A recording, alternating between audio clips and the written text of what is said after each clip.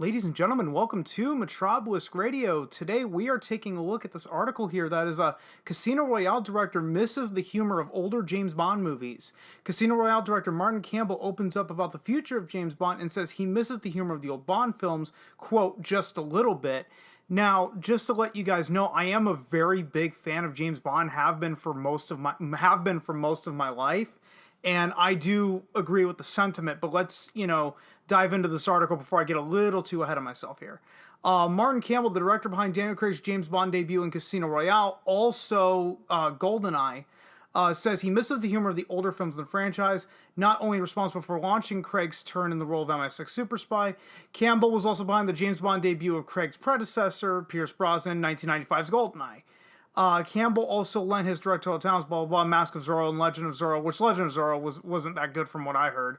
And his latest action film, The Protege, currently stars Maggie Q, Michael Keaton, and Sam Jackson. Whoa. When Bronson announced that he was departing the coveted role of the world's most beloved secret agent in 2004, incorrect. Pierce Brosnan was fired from the role of James Bond. He did not willingly quit. Let's be 100% honest there. Producer Michael G. Wilson claimed that over 200 potential names were being considered for his replacement.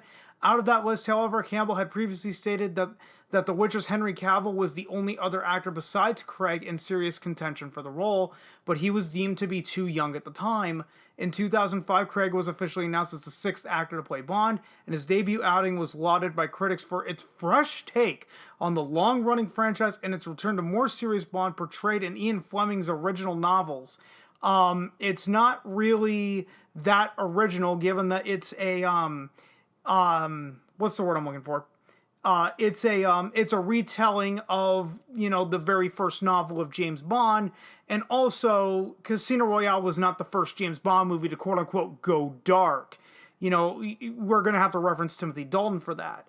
Now with Craig also set to vacate the role following the release of No Time to Die, Campbell spoke with Pop Culture about his thoughts on the franchise and where he would like to see it go next. While he admits he hasn't got a clue about who should next in line to play James Bond after Craig's departure, he did admit that he misses the humor of the older James Bond films just a little bit, and here is what Martin Campbell said, quote, "It all changed with Casino Royale because it got much grittier and tougher. I had his feet on the ground. Those old Bond elements, just a few of those I slightly miss. Daniel's done a wonderful job, but now Bond, I think, has become much more serious and internalized in a way that I do miss some of those moments, I have to say." End quote. It probably wasn't a good idea to separate James Bond, to take away the guns, the gadgets, and the girls, when James Bond was known for the guns, the gadgets, and the girls. And there's a reason why those older James Bond movies are so ridiculous. It's because it worked. You could have a super serious entry in the franchise, but then it would have to be followed up with something ridiculous. Again, because it worked. Because James Bond is a pulp hero. So you have to keep the audiences coming back. While Campbell may have been the man responsible for shaping Craig's initial steps as a more serious James Bond, he certainly is alone in missing the humor which characterized the franchise's early entries. From the early days of Sean Connery, George Lazenby, and Roger Moore, right through to Timothy Dalton's and Brosnan's entries in the 80s and 90s, Timothy Dalton was a lot more of a serious James Bond than people remember. It was really Timothy Dalton that started the whole, Timothy Dalton was basically Daniel Craig before Daniel Craig. And while Brosnan had kind of a serious entry, let's be honest, there were ridiculous moments throughout GoldenEye, ridiculous moments throughout Tomorrow Never Dies, World Is Not Enough, and even Die Another Day, which many people wrote off as being quote unquote too campy. And I argued those people that complained about Die Another Day being too campy really weren't James Bond fans to begin with. The previous James Bond films have always possessed varying degrees of tongue-in-cheek humor, mixed in with the slick action sequences and super suave espionage. Craig's turn in the role, however, removed nearly all of that in preference of a darker, more reserved take on the character. While Craig has indeed done a wonderful job, bullshit. Bringing his take on the character to life, I call bullshit on that. I do not like the Daniel Craig era of James Bond.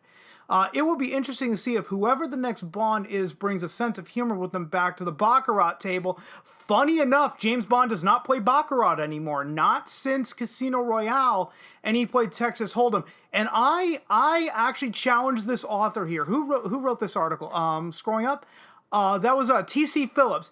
I dare T.C. Phillips to try to explain to everybody how Baccarat is meant to be played. Like I said, guys, I've been a lifelong James Bond fan. I've been a James Bond fan for nearly half my life, and not even I understand how to fucking play Baccarat. So, if anyone wants to try to describe it in the comments, let me know, because that's a game I never picked up on. Unless if it's like cricket and it takes 3 weeks to explain, then yeah, not personally, I'm not really interested in that. With Amazon recently acquiring MGM Studios, there are other questions about the future of the long-running franchise beyond who the next actor will be, but it is possibly a safe bet that James Bond will continue for many years to come, regardless of what form that takes. In the meantime, Daniel Craig will finish his time in the role he began in Casino Royale with this October's release of No Time to Die.